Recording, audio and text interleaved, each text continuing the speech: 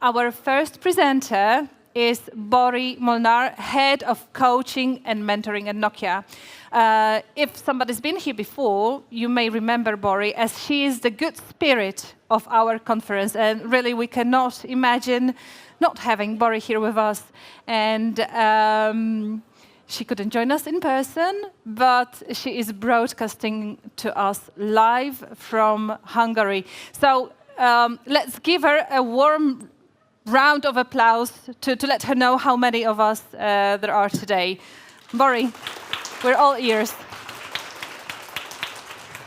Thank you very much, Magda and Szczesz. Good morning to everyone. My Polish is extremely limited. So in the next couple of minutes, I'm going to do a presentation that typically is different from the normal presentations of the day.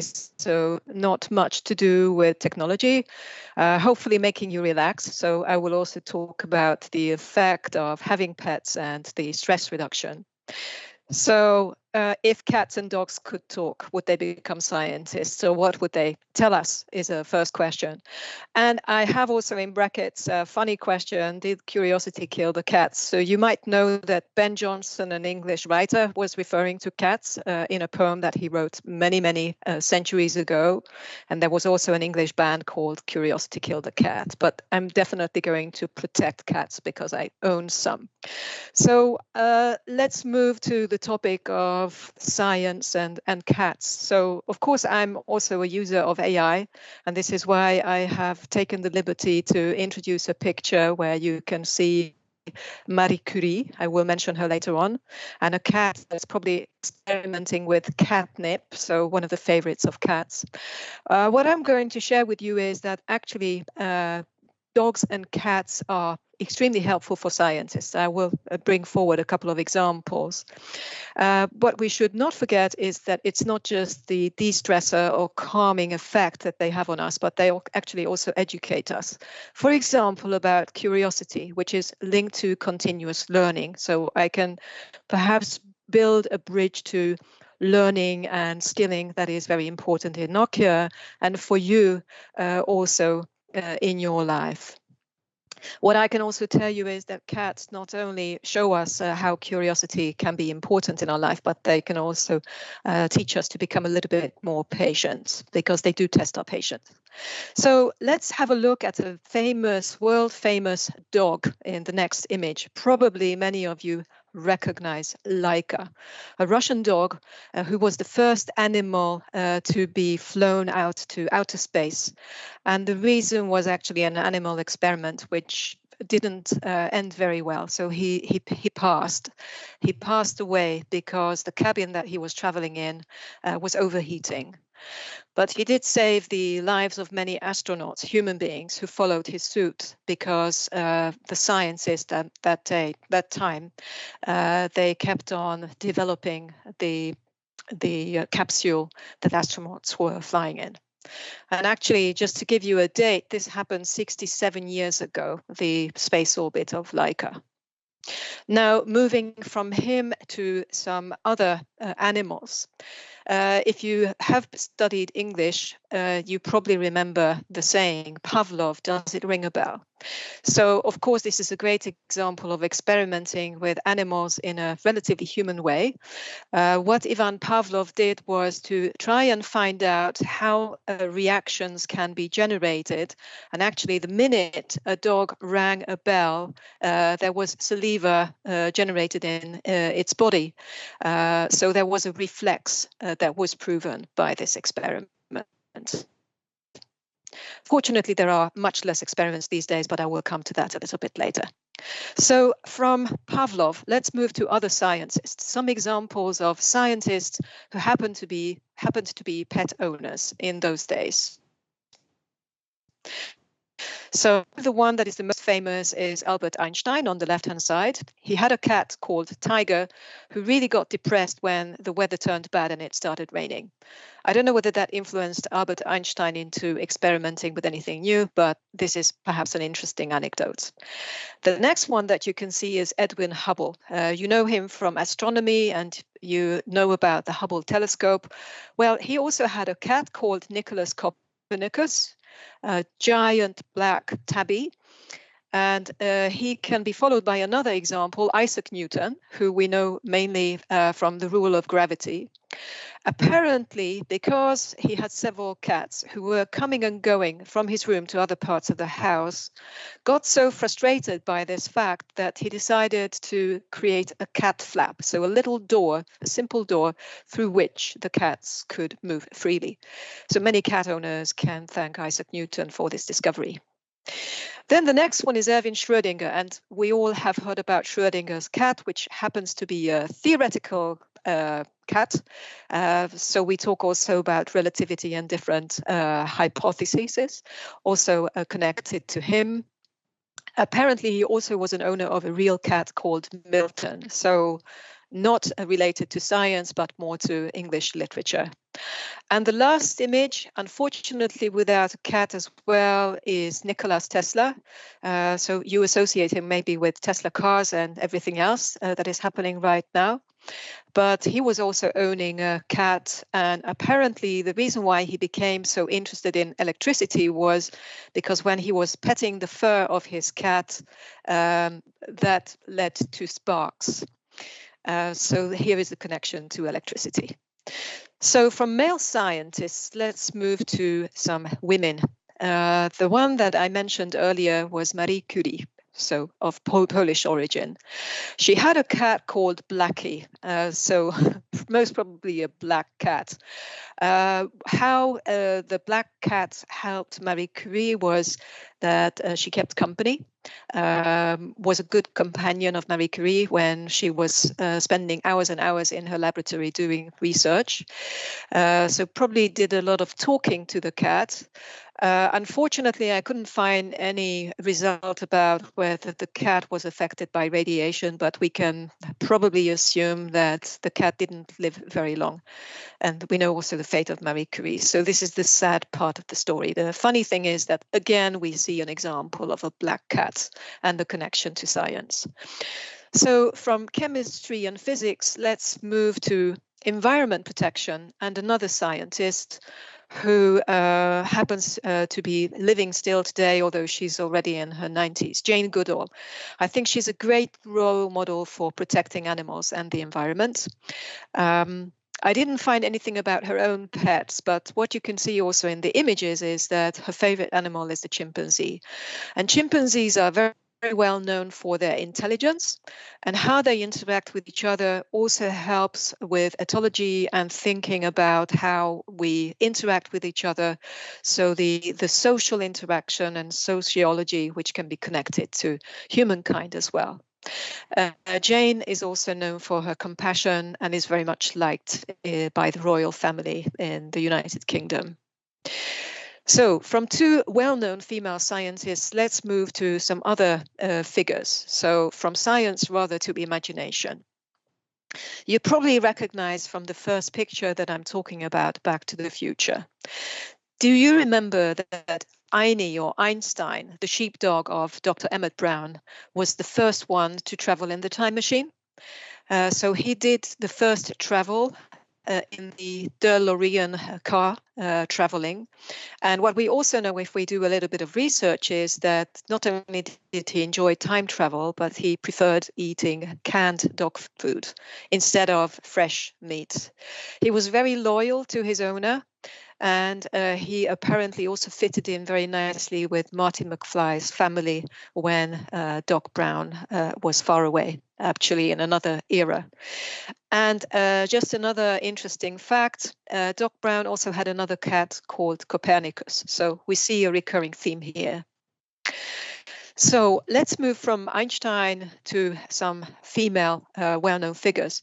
On the left-hand side, you can see a picture of Simona Kossak, another Polish lady, for your benefit. I know it's very, very difficult to read the text, but you should know that she also did a lot to protect the environment.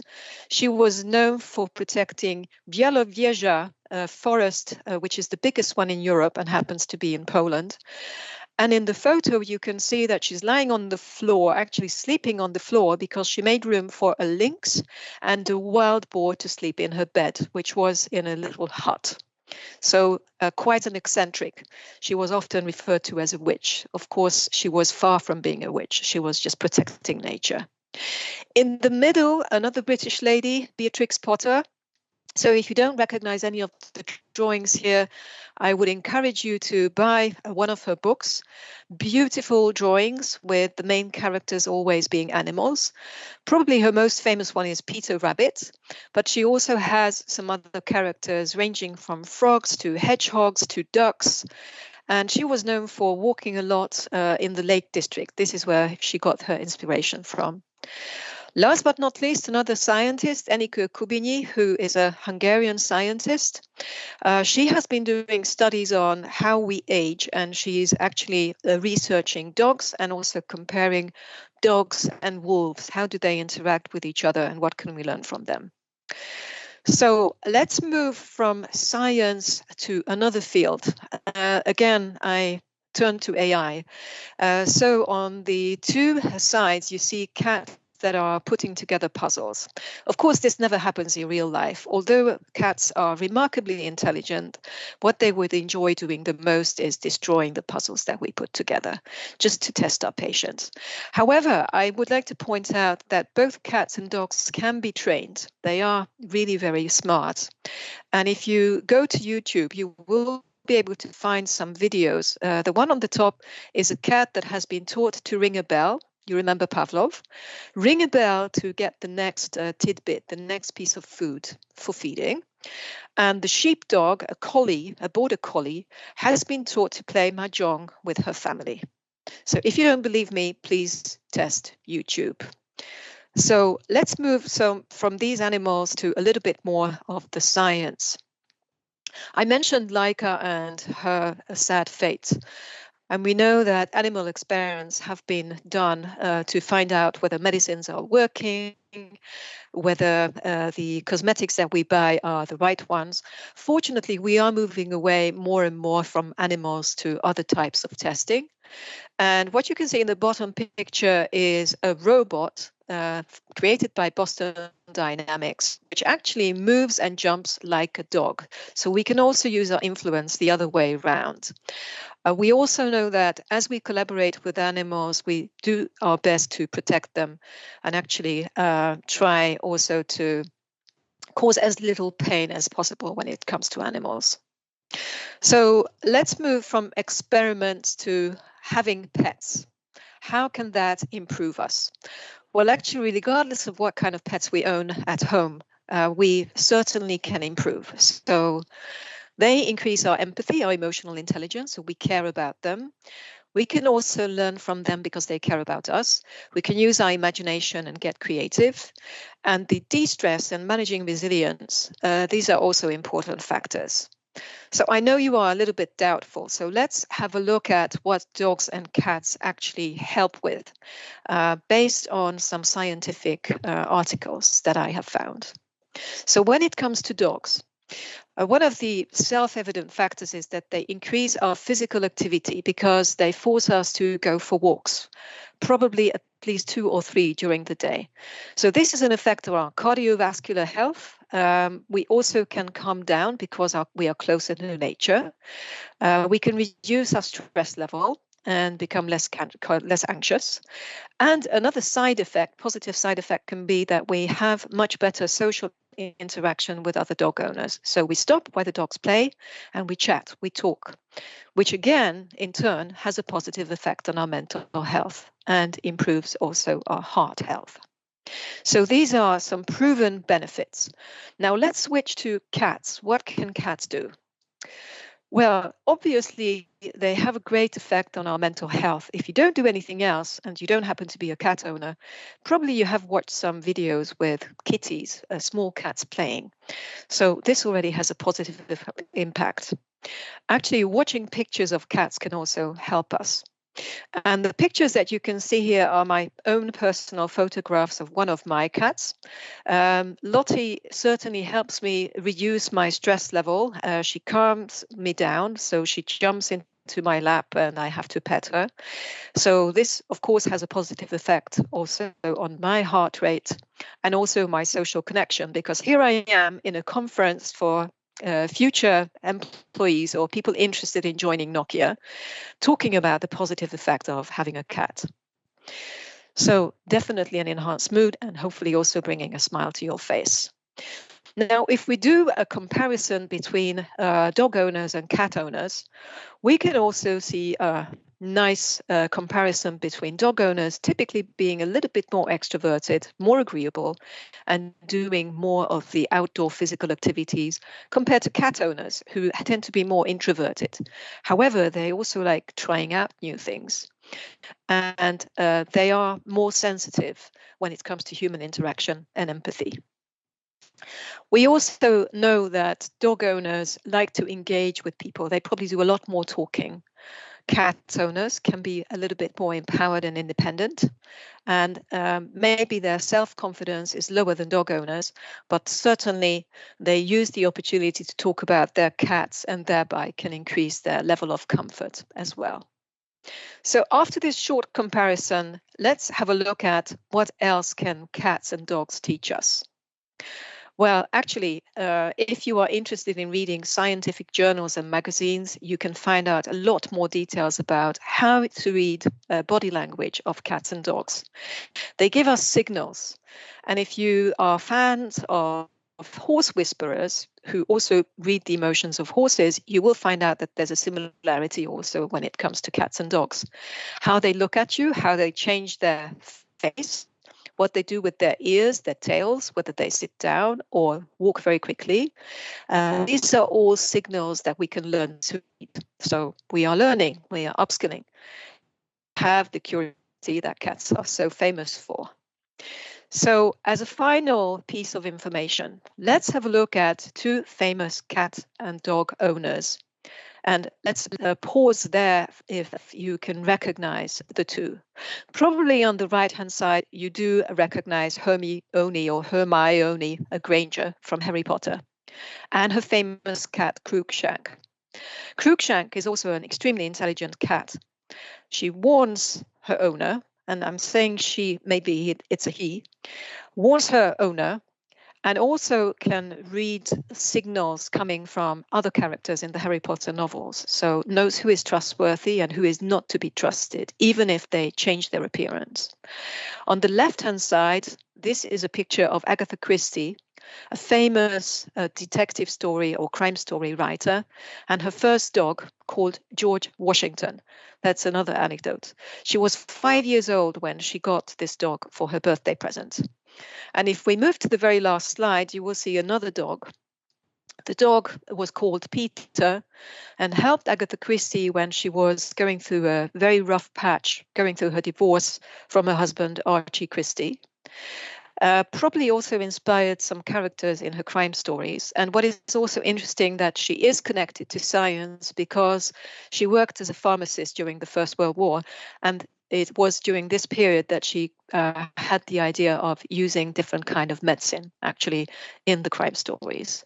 I don't have any secret to say about Emma Watson or Hermione, but I'm pretty sure many of you would say that Cruikshank the cat is one of your favorite animals in Harry Potter. So that's all, folks. This was my presentation about science, pets, and what do they tell us. I hope you enjoyed this presentation, and I hope that as Christmas presents, you will ask for a Beatrix Potter book, maybe reread an Agatha Christie crime story, or rewatch an episode of Harry Potter, just to relax and de-stress. Thank you for your attention.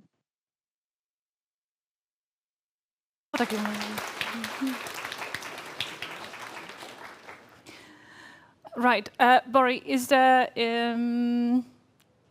Do you think you have a moment for a question from the audience? Yes, absolutely. Yes. Are there any questions to Bori? Would you like to ask her something? Yeah, we have one question. I'm running. Yay.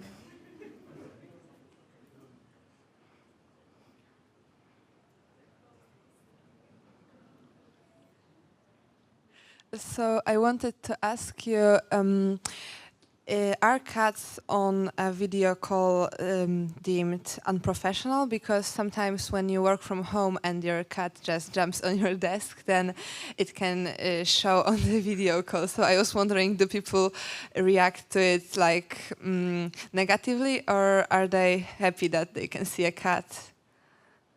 Fantastic question. And you saw my reaction. I started smiling immediately. I know of several examples, not just my own, but also other colleagues whose cats show up in video calls. So one of the reasons why you should get interested and enthusiastic about joining Nokia is that it's absolutely okay if your cat just walks across the screen or just the tail shows up. I'm not saying that it happens in every single video call, but it has happened on quite a few occasions.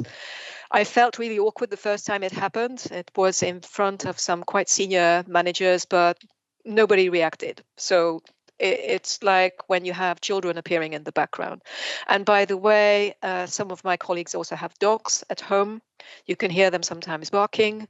And one of my favorite colleagues has a dog that jumps into her lap sometimes during a stressful call. So no issue with that at Nokia. Thank you very much. Thank you, Bori, and hope to see you next year. And let's give a big applause, Bori. Thank you.